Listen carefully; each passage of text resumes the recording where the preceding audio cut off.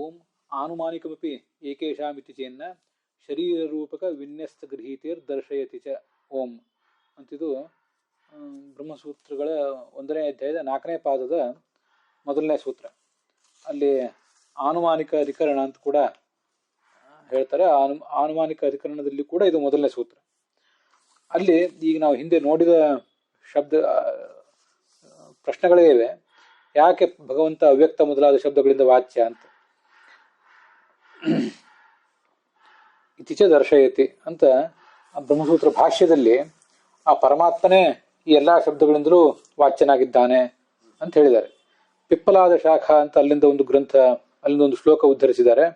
ಅವನು ಅವ್ಯಕ್ತ, ಅವನು ಅಚಲ, ಶಾಂತ, ನಿಷ್ಕಲ, ನಿಷ್ಕ್ರಿಯ, ಪರ, ಯೋವೇದ ಹರಿಮಾತ್ಮಾನಂ ಸಭಯಾದ ಅನುಮುಚ್ಯತೆ. ಇಂಥ ಪರಮಾತ್ಮನನ್ನ ಯಾರು ತಿಳ್ಕೋತಾರೋ ಅವನು ಆ ಭಯದಿಂದ ಮುಕ್ತನಾಗ್ತಾನೆ ಅಂತ ಈ ಪಿಪ್ಪಲಾದ ಶಾಖದಲ್ಲಿ ಭಗವಂತನನ್ನ ಅವ್ಯಕ್ತ ಎಂಬ ಶಬ್ದದಿಂದ ವರ್ಣನೆ ಮಾಡಿದ್ದಾರೆ. ಅದ್ರ ಮುಂದಿನ ಸೂತ್ರ ಸೂಕ್ಷ್ಮಂ ತು ತದರ್ಹತ್ವಾತ್ ಅಂತ. ಸೂಕ್ಷ್ಮಮೇವ ಅವ್ಯಕ್ತ ಶಬ್ದೇನ ಉಚ್ಯತೆ. ಯಾವುದು ಸೂಕ್ಷ್ಮವಾಗಿದೆಯೋ ಅದೇ ಅವ್ಯಕ್ತ ಎಂಬ ಶಬ್ದದಿಂದ ವಾಚ್ಯವಾಗಿದೆ. ಉಚ್ಯತೆ ತದ್ಯ ಅವ್ಯಕ್ತತಾಂ ಅರ್ಹತೆ. ಈಗ ನಾನು ಓದ್ತಿರುವುದು ಇದೆಲ್ಲವೂ ಕೂಡ ಬ್ರಹ್ಮಸೂತ್ರ ಭಾಷ್ಯದ ವಾಕ್ಯಗಳು. ಪುಸ್ತಕ ನೋಡುವವರು ಅದನ್ನ ಗಮನಿಸಬಹುದು. ಸೂಕ್ಷ್ಮತ್ವಂಚ ಮುಖ್ಯಂ ತಸ್ಯೈವ. ಮುಖ್ಯವಾದ ಸೂಕ್ಷ್ಮತ್ವ ಪರಮಾತ್ಮನಿಗೆ ಇರ್ಲಿಕ್ಕೆ ಸಾಧ್ಯ. ಬೇರೆಯವರಿಗೆ ಸೂಕ್ಷ್ಮತ್ವ ಇಲ್ಲ ಅಂತಲ್ಲ. ಧರ್ಮವೂ ಸೂಕ್ಷ್ಮ. ಸಾಮಾನ್ಯವಾಗಿ ನಾವು ಆಚರಿಸುವಂತಹ ಧರ್ಮಗಳೂ ಸೂಕ್ಷ್ಮ ಅಂತ ಎಲ್ಲ ಕಡೆ ವರ್ಣನೆ ಮಾಡೇ ಇದ್ದಾರೆ. ಆದ್ರೆ ಎಲ್ಲದಕ್ಕಿಂತ ಎಲ್ಲಾ ತತ್ವಗಳು, ಎಲ್ಲಾ ಚೇತನಗಳು, ಎಲ್ಲಾ ಜಡಗಳು ಅವೆಲ್ಲದಕ್ಕಿಂತಲೂ ಅತ್ಯಂತ ಸೂಕ್ಷ್ಮನಾದವನು ಭಗವಂತನೇ. ಎತ್ತತ್ ಸೂಕ್ಷ್ಮಂ ಪರಮಂ ವೇದಿತವ್ಯಂ ನಿತ್ಯಂ ಪದಂ ವೈಷ್ಣವಂ ಹ್ಯಾಮನಂತೆ ಎತ್ತಲ್ಲೋಕಾಹ ನವಿರ್ಲೋಕಸಾರಂ ವಿದಂತ್ಯೇತತ್ ಕವಯೋ ಯೋಗನಿಷ್ಠಾ ಅಂತ. ಇದು ಕೂಡ ಪಿಪ್ಪಲಾದ ಶಾಖದಲ್ಲೇ ಬರುವಂತಹ ಒಂದು ವಾಕ್ಯ. ಇದು ಅತ್ಯಂತ ಸೂಕ್ಷ್ಮವಾದ ಜ್ಞೇಯ.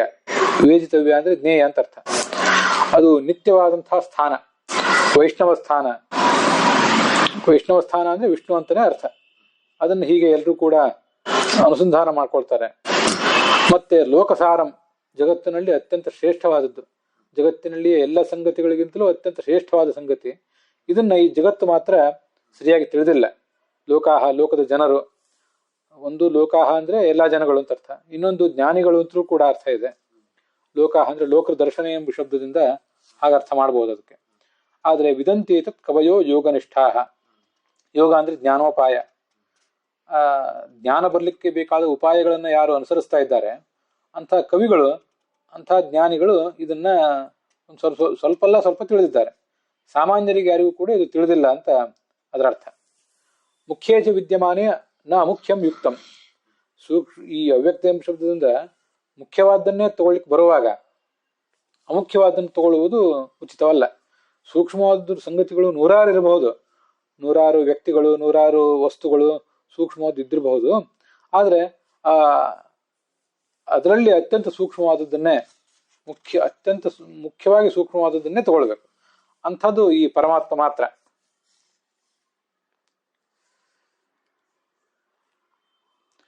ತದಧೀನತ್ವಾತ್ ಅರ್ಥವತ್. ತದಧೀನತ್ವಾತ್ ಅವ್ಯಕ್ತತ್ವಾದೀನ ತಸ್ಯೈವ ಅವ್ಯಕ್ತತ್ವ ಪರಾವರತ್ವಾದಿಕಂ ಅರ್ಥವತ್. ಈ ಪ್ರಕೃತಿ ಅವ್ಯಕ್ತವಾಗಿದೆ. ಆದ್ರೆ ಆ ಪ್ರಕೃತಿಯಲ್ಲಿರುವ ಅವ್ಯಕ್ತತ್ವ ಇದೆಯಲ್ಲ, ಆ ಅವ್ಯಕ್ತತ್ವ ಬಂದದ್ದು ಇವನಿಂದಲೇ.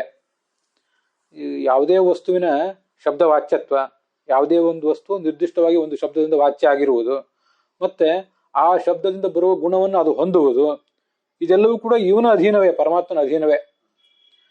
ಆದ್ರಿಂದ ಅವನನ್ನೇ ಅವ್ಯಕ್ತ ಅಂತ ನಾವು ಹೇಳುವುದು ತಪ್ಪಲ್ಲ.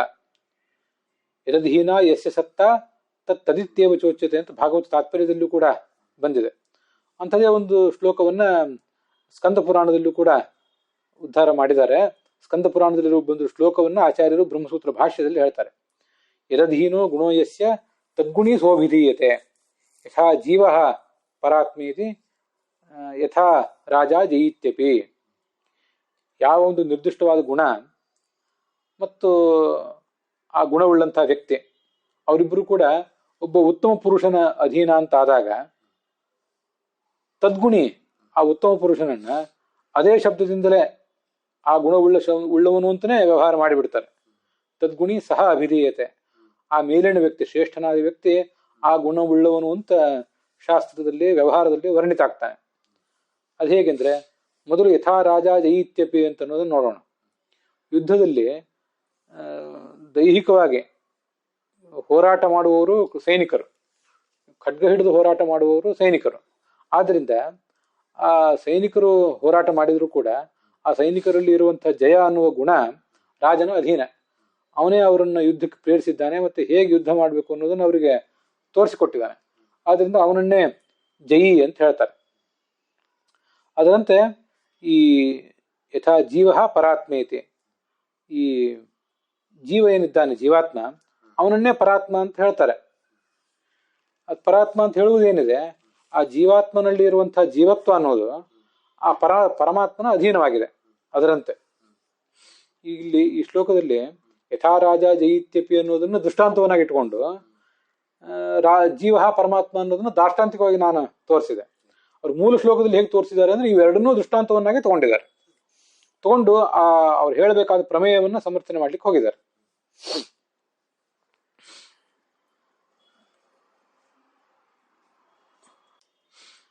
ಹಾಗೇನೆ ಸೈನಿಕರು ಒಂದ್ ವೇಳೆ ಸೋತ್ರೆ, ಅವರು ಸೋತು ಯುದ್ಧದಲ್ಲಿ ಮಡಿದರೆ, ರಾಜ ಒಂದ್ ವೇಳೆ ಮಡಿದೇ ಹೋದ್ರು ಕೂಡ, ರಾಜ ಒಂದ್ ವೇಳೆ ಸತ್ತು ಹೋಗದೆ ಹೋದ್ರು ಕೂಡ, ಆ ರಾಜ ಸೋತು ಹೋದ ಅಂತ ಅವನ ಹೆಸರಿಗೆ ಅದನ್ನೆಲ್ಲವನ್ನು ಕೂಡ ಆ ಜಯ ಮತ್ತು ಅಪಜಯಗಳನ್ನ ಜನರು ವ್ಯವಹರಿಸ್ತಾರೆ. ಅದು ಕೂಡ ಸೋಲು ಕೂಡ ಹಾಗೆ ವ್ಯವಹೃತ ಆಗಿದೆ. ಮುಂದೆ ಜ್ಞೇಯತ್ವಾವಚನಾಚ ಅಂತ 4ನೇ ಸೂತ್ರ. ಅಲ್ಲಿ ಅನ್ಯಾವಾಚೋ ವಿಮುಂಚಥ, ಅಥವಾ ಪಾಠ ಬೇರೆ ಇದೆ ಅಂತಲೂ ಹೇಳ್ತಾರೆ, ಅನ್ಯಾವಾಚೋ ಮುಂಚಥ ಅಂತ. ಅಲ್ಲಿ ಬ್ರಹ್ಮನಿಗಿಂತ ಭಿನ್ನವಾದ ಯಾವ ತತ್ವಕ್ಕೂ ಕೂಡ ಜ್ಞೇಯತ್ವವನ್ನೇ ಹೇಳಿಲ್ಲ. ಅದನ್ನು ತಿಳಿದು ಉಪಯೋಗ ಇಲ್ಲ, ಅದನ್ನು ತಿಳಿಯೋದು ಪ್ರಯತ್ನ ಮಾಡಬೇಡಿ ಅಂತ ಹೇಳಿದ್ದಾರೆ. ಆದ್ರಿಂದ ಪ್ರಕೃತಿ ಮೊದಲಾದ ತತ್ವಗಳು ಅವು ವೈದಿಕ ಶಬ್ದದಿಂದ ವಾಚ್ಯವಾಗಲಿಕ್ಕೆ, ಮುಖ್ಯವಾಗಿ ವಾಚ್ಯ ಆಗ್ಲಿಕ್ಕೆ ಅವು ಅರ್ಹ ಅಲ್ಲ. ಮುಖ್ಯವಾಗಿ ವಾಚ್ಯ ಆಗ್ಲಿಕ್ಕೆ ಪರಮಾತ್ಮನೇ ಅರ್ಹ. ಅನ್ಯಸ್ಯ ನ ವಾಚ್ಯತ್ವ ಯುಜ್ಯತೆ, ಭಾಷ್ಯವಾಕ್ಯ. ಪರಮಾತ್ಮನಿಗಿಂತ ಭಿನ್ನವಾದಂತಹ ಯಾವ ವಸ್ತುವು ಕೂಡ ವಾಚ್ಯವಾಗಲಿಕ್ಕೆ ಅರ್ಹವಲ್ಲ ಅಂತ ಅದ್ರ ತಾತ್ಪರ್ಯ. ಇದಿಷ್ಟು ಆ 174ನೇ ಗದ್ಯ ಭಾಗ ಏನಿದೆ ಅಣುಭಾಷ್ಯದಲ್ಲಿ, ಅದಕ್ಕೆ ಸಂಬಂಧಪಟ್ಟಂತಹ ಬ್ರಹ್ಮಸೂತ್ರ ಭಾಷ್ಯದಲ್ಲಿನ ಮೂಲ ಭಾಷ್ಯ ವಾಕ್ಯಗಳು ಮತ್ತು ಅಲ್ಲಿ ಬಂದಿರುವಂತಹ ಕೆಲವು ವೇದ ವಾಕ್ಯಗಳು. ತಮೇವೈಕಂ ಜಾನಥ ಅನ್ಯಾವಾಚೋ ಮುಂಚಥ ಅಂತನೋ ಒಂದು ವೇದವಾಕ್ಯ ಏನಿದೆ, ಅದು ಈ 174ನೇ ಗದ್ಯ ಭಾಗದಲ್ಲಿ ಬಂದಿದೆಯಲ್ಲ, ಅದು ಈ 1ನೇ ಅಧ್ಯಾಯದ 4ನೇ ಪಾದದ 4ನೇ ಸೂತ್ರದಲ್ಲಿ, ಜ್ಞೇಯತ್ವ ಅವಚನಾಚ್ಯ ಅನ್ನೋ ಸೂತ್ರದಲ್ಲಿ ಬಂದಿಲ್ಲ, ಭಾಷ್ಯದಲ್ಲಿಯೂ ಬಂದಿಲ್ಲ. ಆದರೆ ಅಲ್ಲಿರುವ ಟೀಕಾ ಟಿಪ್ಪಣಿಗಳಲ್ಲಿ ಇದೇ ವಾಕ್ಯವನ್ನೇ ಚರ್ಚಿಸಿದ್ದಾರೆ.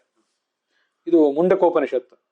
ಪರಮಾತ್ಮನ ಜ್ಞಾನದಿಂದಲೇ ಮೋಕ್ಷ ಲಾಭ ಆಗ್ತದೆ, ಆದ್ರಿಂದ ಈ ಉಳಿದ ತತ್ವಗಳ ಬಗ್ಗೆ ಆಲೋಚನೆಯೇ ಮಾಡಬೇಡಿ ಅಂತ ಹೇಳಿದ್ದಾರೆ. ಮುಂದೆ 175ನೇ ಗದ್ಯ ಭಾಗ. ಪ್ರಧಾನಾದೌ ಪ್ರಸಿದ್ಧೈ ಅವ್ಯಕ್ತಾದಿ ಶಬ್ದೈ. ಅಲ್ಲಿ ಒಂದು ಮುದ್ರಣ ದೋಷ ಇದ್ರೆ ಪ್ರಸಿದ್ಧೈರ್ ಅವ್ಯಕ್ತಾದಿ ಶಬ್ದೈ, ಪ್ರಸಿದ್ಧೈಕ್ಯ ಅಂತ ಹೀಗೇನೋ ತೋರಿಸಿದಂಗಿದೆ. ಪ್ರಸಿದ್ಧೈರವ್ಯಕ್ತ,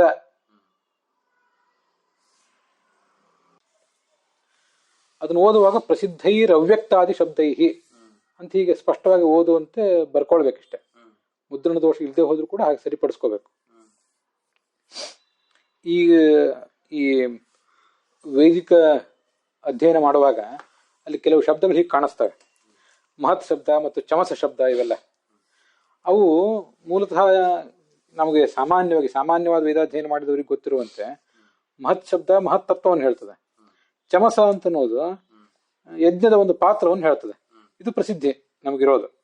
ಆದ್ರೆ ಮಹಾಂತಂ ವಿಭುಮಾತ್ಮಾನಂ ಮತ್ವಾ ಧೀರೋ ನಶೋಚತಿ ಅಂತ ಈಗ ಒಂದು ವೇದವಾಕ್ಯ ಇದೆ. ಆ ವೇದವಾಕ್ಯವನ್ನು ಗಮನಿಸಿದ್ರೆ ಮಹತ್ತತ್ವವನ್ನ ಪರಮಾತ್ಮನಿಗೆ ಪ್ರಯೋಗ ಮಾಡಿದ್ದಾರೆ. ಆತ್ಮಾನಂ ಮಹಾಂತಂ ವಿಭುಂ ಆತ್ಮಾನಂ, ಆತ್ಮಶಬ್ದವಾಚ್ಯನಾದ ಸರ್ವತ್ರ ವ್ಯಾಪ್ತನಾದ ಮಹಾತ್ಮನಾದ ಪರಮಾತ್ಮನನ್ನು ತಿಳ್ಕೊಂಡ್ರೆ ಜೀವನಿಗೆ ಸಾಧಕನಿಗೆ ಶೋಕ ಇಲ್ಲ ಅಂತ ಅಲ್ಲಿ ವರ್ಣನೆ ಮಾಡಿದ್ದಾರೆ. ಇಲ್ಲಿ ಮಹತ್ ಶಬ್ದ ವಿಷ್ಣುವಿನಲ್ಲೇ ಕಂಡು ಬಂದಿದೆ. ಆದ್ರಿಂದ ಮಹತ್ ಶಬ್ದವನ್ನ ಆ ಮಹತ್ತತ್ವಕ್ಕೆ ಸೀಮಿತಗೊಳಿಸಬಾರದು. ವಿಷ್ಣುವನ್ನು ಅಲ್ಲಿ ವರ್ಣನೆ ಮಾಡ್ತಾರೆ. ಮತ್ತೆ ಚಮಸ ಅಂತ ಶಬ್ದ ಇದೆಯಲ್ಲ, ಚಮಸ ಅನ್ನೋ ಶಬ್ದ ಯಜ್ಞದ ಪಾತ್ರವನ್ನೇ ಹೇಳಬೇಕಾಗಿಲ್ಲ, ಅದು ಶಿರಸ್ಸನ್ನು ಹೇಳ್ತದೆ. ಮುಖ್ಯ ವೃತ್ತಿಯಿಂದ ಶಿರಸ್ಸನ್ನದು ಹೇಳ್ತದೆ.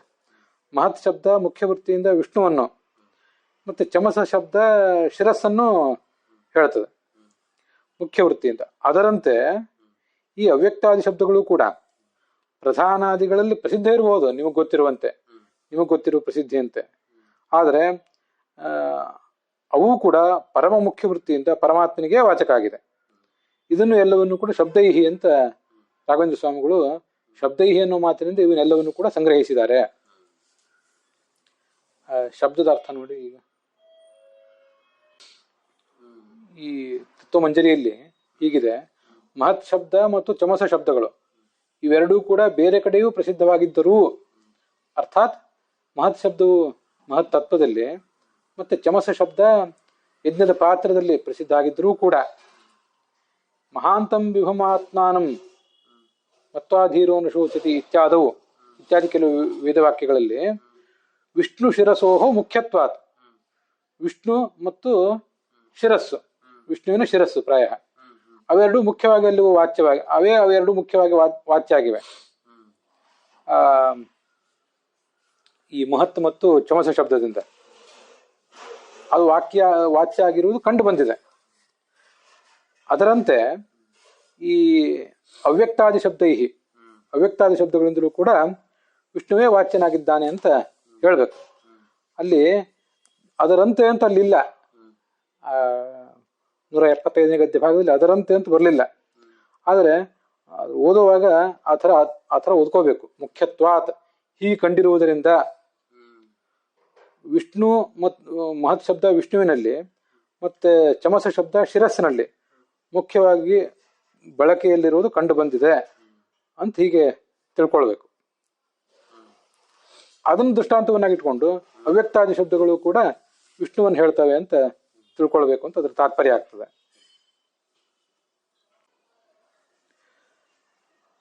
ಋಗ್ಭಾಷ್ಯದಲ್ಲಿ 14ನೇ ಸೂಕ್ತದಲ್ಲಿ ಶಿರಶ್ಚ ಚಮಸಂ ಪ್ರೋಕ್ತಂ ಇಷ್ಟದಾನಾತ್ ತಥೇಂದವಃ,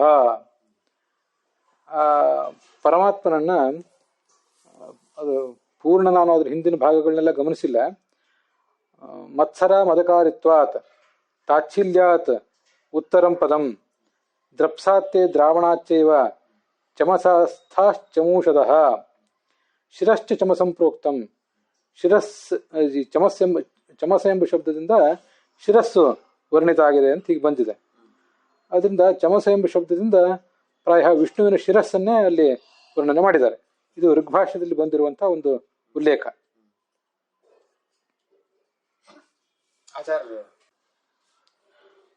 ಮುಂದೆ 176ನೇ ಗದ್ಯ ಭಾಗದಲ್ಲಿ ಹೀಗೆ ಪ್ರಶ್ನೆ ಮಾಡ್ಕೊಂಡಿದ್ದಾರೆ. ಆ ಪ್ರಶ್ನೆ ಎಲ್ಲವೂ ಕೂಡ ಈ 1ನೇ ಅಧ್ಯಾಯದ 4ನೇ ಪಾದದ 5ನೇ ಸೂತ್ರಕ್ಕೆ ಸಂಬಂಧಪಟ್ಟಂತಹ ಒಂದು ಪ್ರಶ್ನೆ ಮತ್ತು ಉತ್ತರ. ಅದನ್ನು 176ನೇ ಗದ್ಯ ಭಾಗದಲ್ಲಿ ಸಂಗ್ರಹ ಮಾಡಿದ್ದಾರೆ. ಅನಾದ್ಯನಂತಂ ಮಹತಃ ಪರಂ ಧ್ರುವಂ ನಿಚಾಯಿತಂ ಮೃತ್ಯು ಮುಖಾತ್ ಪ್ರಮುಚ್ಯತೆ ಅಂತ ಕಠೋಪನಿಷತ್ನಲ್ಲಿ ವರ್ಣನೆ ಇದೆ. ಈ ಅನಾದ್ಯನಂತವಾದಂತಹ ಮಹತಃ ಪರಂ, ಮಹತ್ತತ್ವಕ್ಕಿಂತಲೂ ಶ್ರೇಷ್ಠವಾದ ಒಂದು ತತ್ವ, ಅದನ್ನು ತಿಳಿದರೆ ಮೃತ್ಯುವಿನಿಂದ ಮುಕ್ತನಾಗ್ತಾನೆ ಜೀವ ಅಂತ ವರ್ಣನೆ ಮಾಡಿದ್ದಾರೆ. ಇಲ್ಲಿ ನಮಗೆ ಪ್ರಶ್ನೆ ಏನ್ ಬರ್ತದೆ? ಮಹತ್ಕ್ಕಿಂತ ದೊಡ್ಡದು ಯಾವುದು? ಕಾಟಕೋಪನಿಷತ್ನಲ್ಲಿ ಹಿಂದೆ ಬಂದಂತೆ ಮಹತ್ತತ್ವಕ್ಕಿಂತ ದೊಡ್ಡದು ಅವ್ಯಕ್ತ ತತ್ವ. ಆದ್ರಿಂದ ಅವ್ಯಕ್ತ ತತ್ವವೇ ಇಲ್ಲಿ ಮಹತಃ ಪರಂ ಎಂಬ ಶಬ್ದದಿಂದ ವಾಚ್ಯ ಆಗಿದೆಯಲ್ಲ. ಮೃತ್ಯುವಿನಿಂದ ನೀವು ಮುಕ್ತರಾಗಬೇಕಾದ್ರೆ ಅವ್ಯಕ್ತ ತತ್ವವನ್ನು ತಿಳ್ಕೊಂಡ್ರೆ ಸಾಕು ಅಂತ ವರ್ಣನೆ ಕಂಡು ಬರ್ತದಲ್ಲ ಅಂತ ಇದನ್ನ ನೋಡಿದಾಗ ನಮ್ಗೆ ಅನಿಸ್ತದೆ. ಈ ವಾಕ್ಯ ಮಹತ್ ಪರತ್ವ ಲಿಂಗೇನ, ಅದು ಯಾವ ಶಬ್ದದಿಂದ ಹಾಗೆ ಅನಿಸ್ತದೆ ಅಂದ್ರೆ ಮಹತಃ ಪರಂ ಎಂಬ ಶಬ್ದದಿಂದ ಹಾಗೆ ಅನಿಸ್ತದೆ. ತಾರತಮ್ಯ ಕಕ್ಷಾದಲ್ಲಿ ಇಂದ್ರಿಯಕ್ಕಿಂತ ಅರ್ಥ ದೊಡ್ಡದು, ಅರ್ಥಕ್ಕಿಂತ ಮನಸ್ಸು ದೊಡ್ಡದು ಅಂತ ಹೀಗೆಲ್ಲ ನೋಡ್ತಾ ಬಂದಾಗ ಮಹತ್ತತ್ವಕ್ಕಿಂತಲೂ ದೊಡ್ಡದು ಯಾವುದು ಅಂದ್ರೆ ಅವ್ಯಕ್ತ ತತ್ವ ಅಥವಾ ಪ್ರಧಾನ. ಆದ್ರಿಂದ ಪ್ರಧಾನ ಅಥವಾ ಅವ್ಯಕ್ತವೇ ಮುಕ್ತಿಗಾಗಿ ನಾವು ನಮ್ಮಿಂದ ತಿಳಿಯಲ್ಪಡಬೇಕು. ಮುಕ್ತ್ಯರ್ಥಂ ಜ್ಞೇಯತ್ವೋಕ್ತೇಹೆ. ಅಂತ ಹೀಗೆ ಅಲ್ಲಿ ಈ ಉಪನಿಷತ್ನಲ್ಲಿ ಹೇಳಿದ್ದಾರೆ. ಕಾಟಕ ಉಪನಿಷತ್ನಲ್ಲಿ ಮತ್ತೊಂದು ಕಡೆ ಬಂದಿದೆ ಅದು. ಆದ್ರಿಂದ ತಸ್ಯಾಪಿ ವೈದಿಕ ಅವ್ಯಕ್ತಾದಿ ಶಬ್ದೈ ಪರಮ ಮುಖ್ಯತೆಯ ಉದಿತತ್ವಂ ಸ್ಯಾತ್.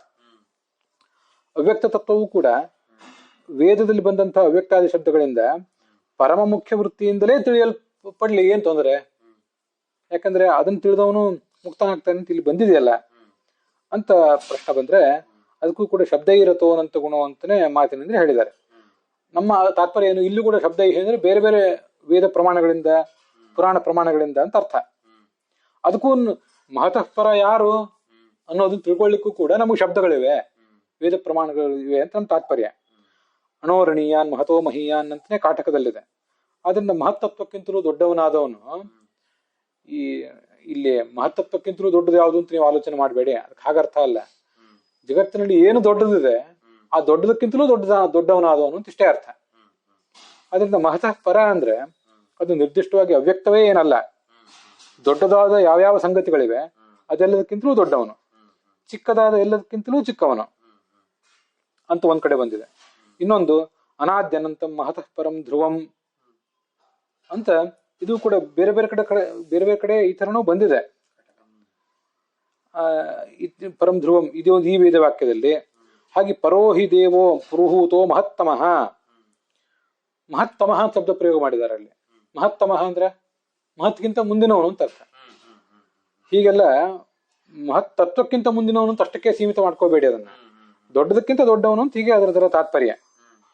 ಇತ್ಯಾದಿ ವಿಷ್ಣುರೇವ ಮಹತ್ತತ್ವ ಬೋಧಕ ಶಬ್ದೈಹಿ, ವಿಷ್ಣುವನ್ನೇ ಬೋಧನ ಮಹತ್ವಕ್ಕಿಂತ ದೊಡ್ಡವನು ಅಂತ ಹೇಳುವ ಶಬ್ದಗಳಿಂದ ಪರಮಾತ್ಮ ವಾಚ್ಯನಾಗಿದ್ದಾನೆ ಅಂತ ಹೀಗಾದ್ರ ಅರ್ಥ ನೋಡಿ. ಇತ್ಯಾದಿ ವಿಷ್ಣುರೇವ ಮಹತ್ತತ್ವ ಬೋಧಕ ಶಬ್ದೈಹಿ, ಮಹತ್ ಪರತ್ವ ಬೋಧಕ ಶಬ್ದೈಹಿ ಅಂತಿದೆಯಲ್ಲ, ಶಬ್ದೈಹಿ ಅಂದ್ರೆ ಮಹತ್ ಪರತ್ವ ಬೋಧಕ ಶಬ್ದೈಹಿ ಅಂತ ಅರ್ಥ. ಆಮೇಲೆ ಅಲ್ಲಿ ಇತ್ಯಾದಿ ಅಂತ ಹಿಂದಿದೆ ನೋಡಿ, ಅದನ್ನ ರಾಘವೇಂದ್ರ ಸ್ವಾಮಿಗಳು ಅಲ್ಲಿ ಅವ್ಯಯ ಅಂತ ಹೇಳಿದ್ರಲ್ಲ, ಇಲ್ಲಿ ಇತ್ಯಾದಿ ಅನ್ನೋದು ಅವ್ಯಯ. ಇತ್ಯಾದಿ ಶಬ್ದೈಹಿ ಅಂತ ಆಗಿದ್ರೆ ಸಮಾಸ ಆಗ್ಬೇಕಾಗಿತ್ತು. ಸಮಾಸ ಆಗಿದ್ರೆ ನಡುವೆ ವಿಷ್ಣುರೇವ ಅಂತ ಬರೋದು ಸಾಧ್ಯ ಇಲ್ಲ. ಒಂದು ಸಮಾಸದ ನಡುವೆ ಮತ್ತೊಂದು ಅಸಂಗತವಾದ ಶಬ್ದ ಬರೋದು ಸಾಧ್ಯ ಇಲ್ಲ. ಇತ್ಯಾದಿ ಅಂತ ಅವ್ಯಯ, ಅಥವಾ ತೃತೀಯ ವಿಭಕ್ತಿ ಅಂತವಾದ ಆದ್ರೆ ತೃತೀಯ ವಿಭಕ್ತಿ ಇಲ್ಲದ, ತೃತೀಯ ವಿಭಕ್ತಿಯನ್ನು ಕೊಡುವ ಅರ್ಥವನ್ನು ಕೊಡುವಂತ ಇತ್ಯಾದಿ ಅಂತ ಶಬ್ದ ಅದು. ಈ ಶಬ್ದಗಳಿಂದ ಭಗವಂತನೇ ವಾಚ್ಯನಾಗಿದ್ದಾನೆ. ತಥಾ ಹಾಗೆ ತದ್ವಿಷ್ಣೋ ಪರಮಂ ಪದಂ ಇತಿ ಏತತ್ ಪ್ರಕರಣಾರ್ಥ ಉಪಾಸಕಸ್ಯ ವಿಷ್ಣು ಪದ ಪ್ರಾಪ್ತಿ ಬೋಧಕ ಶಬ್ದೇನ, ಈ ಯಾವ ಕಾಟಕೋಪನಿಷತ್ನಲ್ಲಿ ಬರುವ ಈ ಪ್ರಕರಣವನ್ನು ಅಧ್ಯಯನ ಮಾಡಿದವನಿಗೆ ಭಗವಂತನ ಪದವನ್ನ ಪಡೆಯುವ ಅವಕಾಶ ಸಿಗ್ತದೆ ಅಂತ ಹೇಳಿದ್ದಾರೆ ಈ ಶಬ್ದದಿಂದ ಅಂದ್ರೆ ಇದು ಈ ಶಬ್ದದಿಂದ ಕೂಡ. ಮತ್ತೆ ಪಿತೃ ಸೌಮನಸ್ಯ ಸ್ವರ್ಗಾಗ್ನಿ ಪರಮಾತ್ಮ ರೂಪ ತ್ರಿತಯ ಮಾತ್ರ ಪ್ರಶ್ನೋತ್ತರ ರೂಪ ಶಬ್ದೈಹಿ ಅಂದ್ರೆ ಈ ಶಬ್ದಗಳಿಂದಲೂ ಕೂಡ. ಅವನು ಏನ್ ಬೇಕು ನಿನಗೆ ಅಂತ ಯಮ ವರ ಕೇಳಿದ್ರೆ, ನನ್ನ ತಂದೆ ನನಗೆ ನನಗೆ ಸುಮನಸ್ಕನಾಗಿರ್ಲಿ, ನನಗೂ ಅವನಿಗೂ ಹುಟ್ಟಿರುವ ವೈಷಮ್ಯ ದೂರ ಆಗಲಿ, ಸ್ವರ್ಗಾಗ್ನಿ ಪ್ರಾಪ್ತವಾಗಲಿ.